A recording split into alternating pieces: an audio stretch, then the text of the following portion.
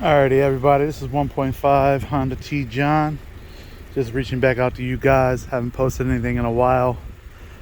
Just recently went and scooped up this Acura TSX 2010. It's got when I got it, it was 177,000 miles. I haven't even got my actual plates, front bumper. This car has been beat. It's been tagged up, been put into work. Not really pressed about any of the physical damages of the car because, like I said, I haven't told you guys, this is just going to be a car that's going to be driving back and forth to long distances to work instead of putting a bunch of miles on my Honda Civic. Because the way the market's going, it's flippity flop, and don't really want to beat up my brand new car with how people are out here driving like crazy on a daily basis. You got knuckleheads just out here just trying to run into people and don't give a damn coming off of a on ramp or anything. They just guard their way. They don't understand the traffic laws. Fitment issues. I'm sure that this car has probably been in some kind of small little fender bender and it was never reported, or when they were transporting it to all the locations that it went through. Car sounds good. It's running. It's not too much sound. It's got a little burble from stock. I mean, the car drives very smooth. Yes, I'm a Niners fan. Go Niners. Bang, bang, Niner gang. Car came with this tent on the back of the window. They, in the state of Maryland, I guess they told them, I know the law is they're not supposed to have any tent, but I'm not sure why they left the back tent and didn't leave the back two side windows, because it doesn't matter for those, but I thought the back window had to be taken off as well, and I guess they left it. They didn't care. The rims are in somewhat shape. They got crappy tires on here. I don't know what they are. They drive like crap, but there's nothing really wrong with them. I've had them looked at. There's really nothing wrong with them. They have good amount of tread on them, so I'm gonna trash them around. Like I said, it's just a commuter car, so car's really nice. It's the 2.4 liter VTEC engine, so I'm not sure what K series it is. I know it's whatever it's supposed to be. I had to replace also the rotors and the calipers and the pads when I got this car, and I was driving it and I let go of the steering wheel and it started breaking. This thing started going left and right on the steering wheel real bad. So I decided to go ahead and swap all that out, put all brand new in. I wound up putting in a brand new cabin air filter because the one I pulled out was filled with leaves and dirt and everything. The guy said he just did an oil change, but when I looked at the sticker, he said he did an oil change. That was like 5-6 months ago. So having a car just sitting around not driving, I went to Valvoline and had them put in some fresh oil and stuff like that. I went and got gas in the car the first time, filling it up, but I wound up putting in 93 octane with a Lucas high mileage gas treatment. I haven't really done too much else to the car. I mean, it's in okay shape. I mean, it's about 14 years old. If you gotta think, this car was probably sold in 09, and it's 2023, and the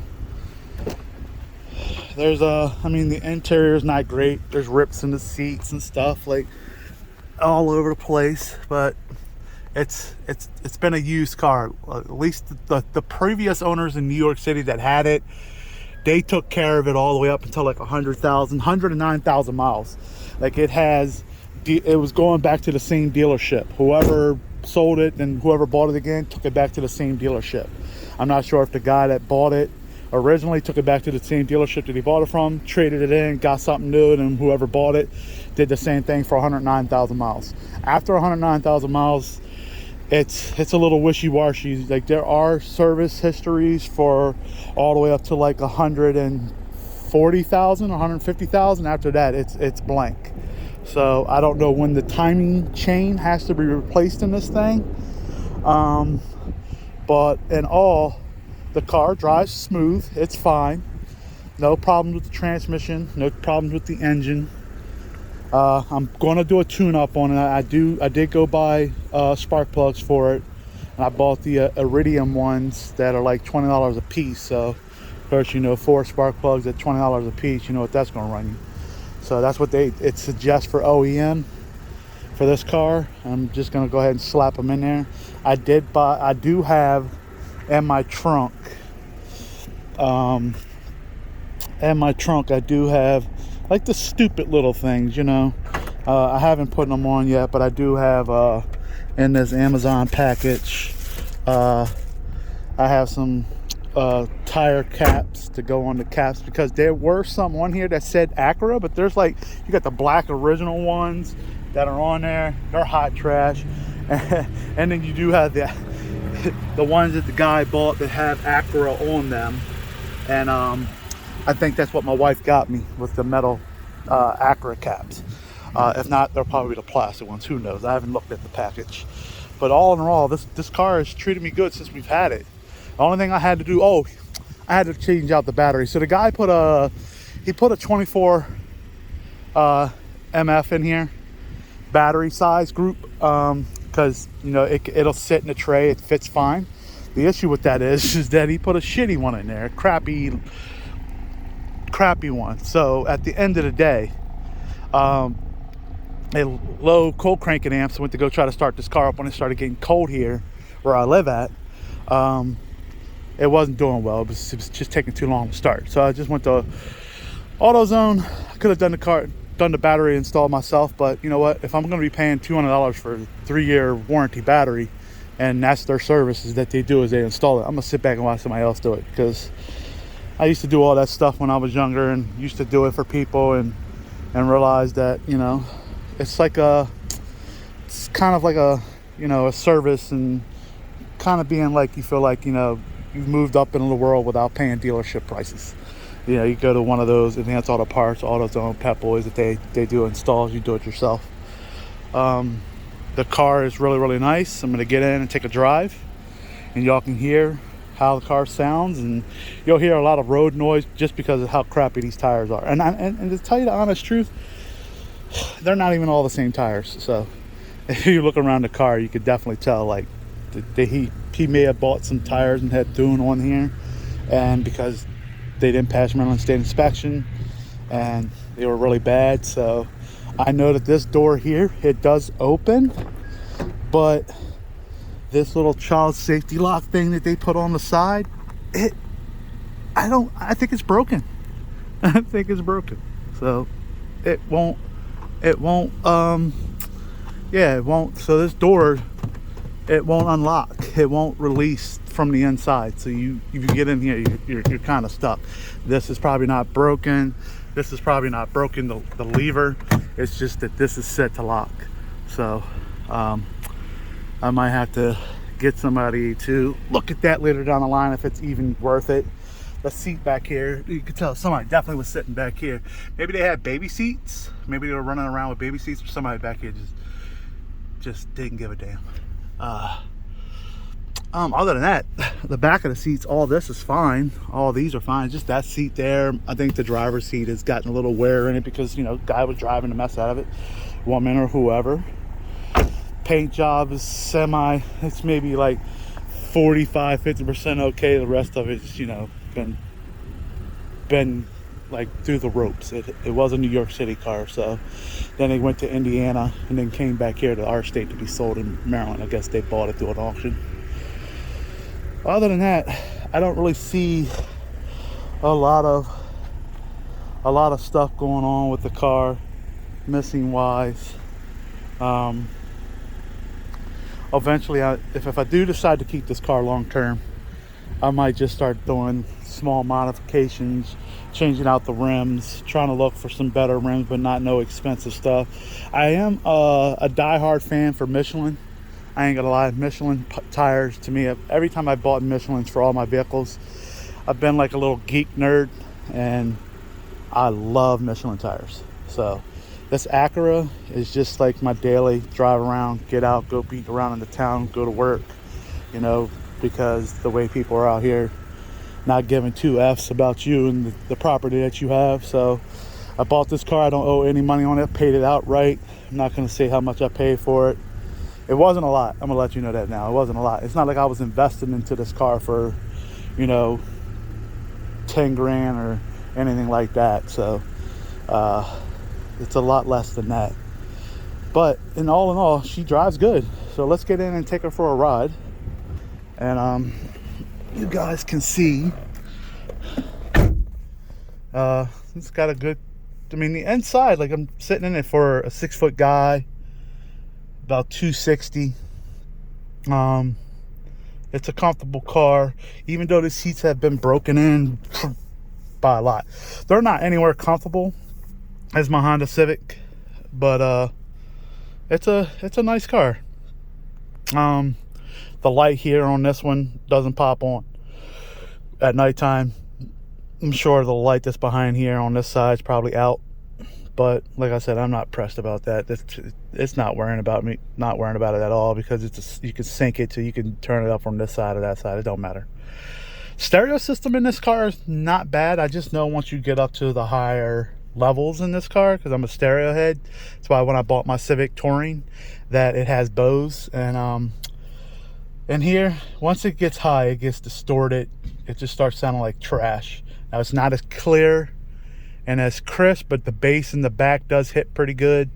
And I'm sure all that can be solved most definitely by just speaker upgrades and stuff like that. I'm not really looking to gut out the factory deck unit to have Bluetooth and all that. Like I said, this is just to get me back and forth to work. Everything in here will work fine, just fine.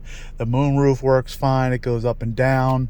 The mirror's pretty nice. It's not beat up and torn up. Everything in here works pretty well. The only thing I can tell you is just the aux cord that's inside of here. This one, that doesn't work, so it's out. So I'm not pressed about it. I don't give a damn. Well, the cigarette lighter doesn't work. I mean, that's probably how old this thing is, because they even got a thing here I'm not going to use at all. There used to be something here that was covering, I guess it's oh shit, I'm covering up the thing. I'm sorry, guys. So there used to be something here and it's broken, and you can cover it, you can tell. So I don't even use this because there's really nothing for me to put in there. I accidentally put my my headset that I have for my Samsung device in there, the Galaxy Pro Buds, and I threw them in there and it was hard to get it out, so I won't do that ever again. It was hard to get it out because it fits in there just right, flush, and it's just hard to pull it back out of there because it fits in there so good. Other than that, like I said, the car is great. Like, so not too bad, not too bad. Alrighty, let's go and take her for a ride so you guys can see. All the buttons over here work on the door. Nothing's broken, nothing's wrong. Now, I do not have the actual unlock and lock factory key. I only have what they call I call it a slave key, for the simple fact is that the key the only way you can do with this car is you can just unlock doors, start the car, that's it. You can't automatically lock the door. So of course I got to use it by when I open up the door, everybody gets out, either lock it or unlock it when I get out of the car, because it doesn't even unlock the doors because it's the slave key. It doesn't have that little sensor that's in the key that lets you notice once you stop it turns off. Or other than that, you have to lock it from the outside, and there's only one door on the whole car that you can lock this car, and that's the driver's side door. Some cars come with passenger and driver side that you can lock the door if you were like on the side of the vehicle back in the day. I'm not sure if that's changed. I haven't looked at my Civic. Like, my Civic is, it's basically brand new. It's a 2022 Touring. I barely got any miles on it. It's got like, I think we just hit 16,000 miles, and I got it when they first dropped. I didn't have to pay any upcharges. I paid the sticker that was on the window, which was 29,000 whatever. Then your taxes, tags or whatever, but we did put money down on the car.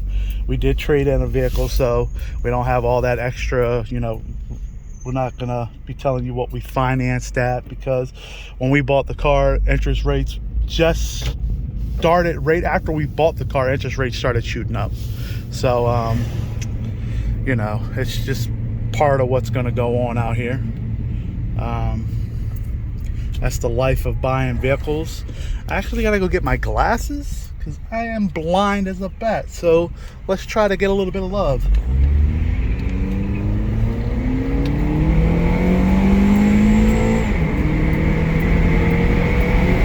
She's floored down to the mat. Yep. She's okay for 177,000 miles, you know. She's been driven. I'm sure she's got a lot of stop and go. I plan on doing some highway driving with her, so, and it might give her a little more love. Who knows? The car could have an issue within a month or two. Something seriously happened, but that's just price of tea at China, right? Like, everything's going to be expensive. It doesn't matter. It's a Honda product. I'm not already looking at the point that I might have to be spending a lot of money, because when I had a Mercedes-Benz, boy, just the oil change alone would piss you off. Why am I paying all this money for a Mercedes-Benz when you can go and look at the oil that the same Mobil 1 that they're putting in the car, they're charging you so much money for an oil change, and they can't tell you that their mechanics doing an oil change is a better mechanic that does an oil change at any other dealership.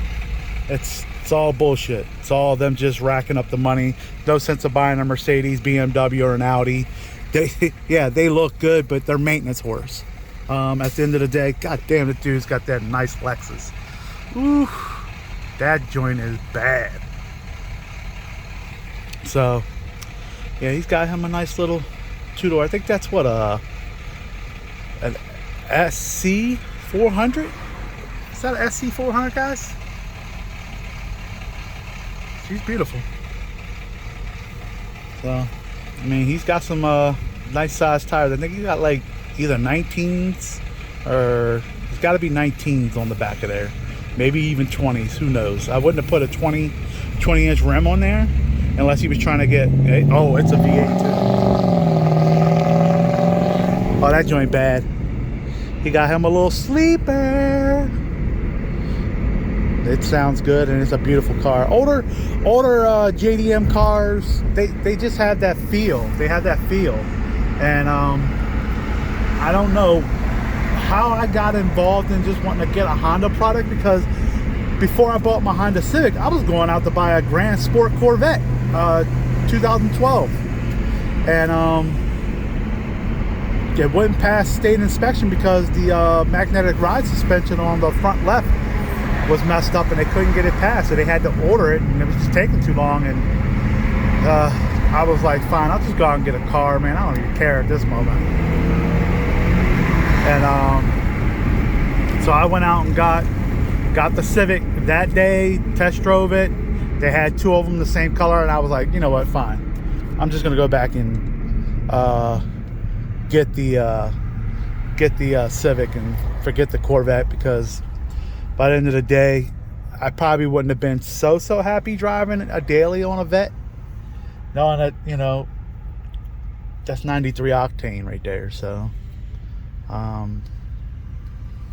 and I'm just got out of a Jeep Grand Cherokee Summit with a 5.7 liter, and I was tired of paying for gas prices because it started fluctuating. So I had to get something that was more efficient, put some more money into the pocket for later on down the line, because I am married, and me and my wife are looking maybe later down the line to doing big things and better things in our life. So more money in our pocket, the better. So spending it on gas is just stupidity. Insurance wise as well, because well, not really. This is a weird thing.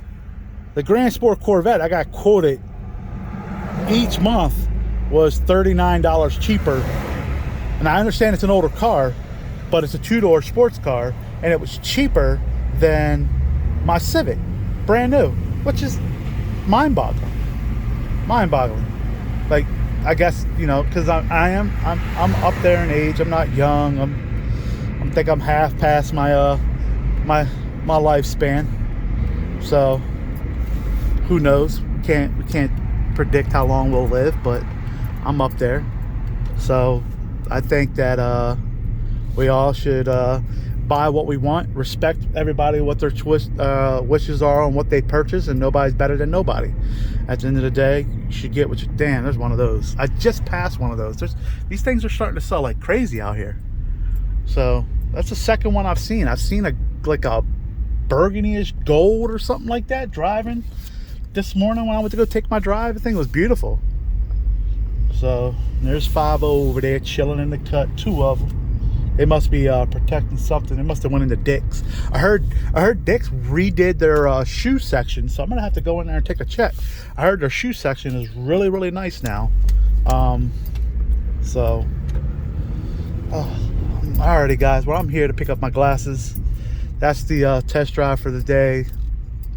I wish you guys nothing but success in life. If you're struggling and you have problems, please talk to people about it. Even your friends, just find ways to get things done for you know, I can't even park here. This joint says for infant mothers. Reserved for what? There's no doctor's office around here. I'm just not understanding that. You just reserve all these front parking spots. Anytime you turn around, expecting mothers. Alrighty, guys. Like I said, y'all have a blessed one. Take care. And like I said, if you need somebody to talk to, you having a rough life and rough time in life with finding a job and stuff like that, don't be afraid to take jobs in America that are making a lot less than what you were, because a check's better than nothing. The government, at the end of the day, they don't have your best interest. They never have. It's all a lie. When you got Republicans and Democrats, because I don't vote, but I can sit back and watch fools be fools. Like, you don't understand that these things were meant to separate you as individuals, as people. If you can't see that, then you've run into the wall so hard with your head that you're consistently dizzy. When you have to worry about a president consistently making bad decisions, and doesn't matter if it's a Republican or a Democrat, we as people need to make sure that they let them know that their job is to run the country and to make us where we don't have to stress on our daily lives. And that's the issue what we're having in our country, is we're being blindsided by social media and allowing everything else to happen and this and that. And once you start getting flooded with so much stuff in your life, it becomes stressful. You just give up. And I'm not saying going out there to hurt people, because nobody should be injured, but I do believe that you should find a way to deal with your counterparts. And just like in work, if you're having problems finding a job, ask for help. Ask somebody to help you out. Indeed is a place that you can go. It's called Indeed.com. You can put on your resume on there. You can fill out all kinds of stuff, create your resume, look for jobs in your area. It's so slim picking out there right now, guys. Please do understand that it's hard everywhere. It's not just your state. It's everywhere. Every state has that issue. There's more people that they're tell you that they don't have jobs and this and that. So just if you need to talk to somebody, reach out on a forum, somebody that you talk to, just to have a conversation. Maybe somebody will be willing to reach out and conversate with you. Don't do any harm to yourself. Don't do harm to others. If you see something suspicious, don't just put up a camera. Call 911. Who cares about being a snitch? Because you know what? Your mother and them can tell you snitching, but you know what? Your mother and them also don't want you to be shot and killed. Your mother and them don't want you to be put in harm's way, because at the end of the day, that's not what they wanted. That's not what they told you stop snitching for. That whole stop snitching is a bunch of bullcrap. They told you to stop snitching because you was snitching on petty shit, not snitching on, you snitching on somebody because they were doing something that's illegal or they were putting somebody's life at risk. Stop recording all this stuff. Call 911 right away. Get them to come out, because now the federal government's going to wind up changing laws on that. You record somebody and they catch you recording somebody, you can be charged with that crime. You better start paying attention to the laws that the government are changing, because if you're too stupid to pay attention to what social media is doing, they're not the government. They're not the one that's going to be bailing you out of jail at the end of the day. Once again, 1.5 Honda T John. I'm out. Y'all have a blessed day. Please take care of each other. We're only human at the end of the day, and we all need to have love. Let's stop the fighting and bickering and bustering. Let's get this country back rolling. One love.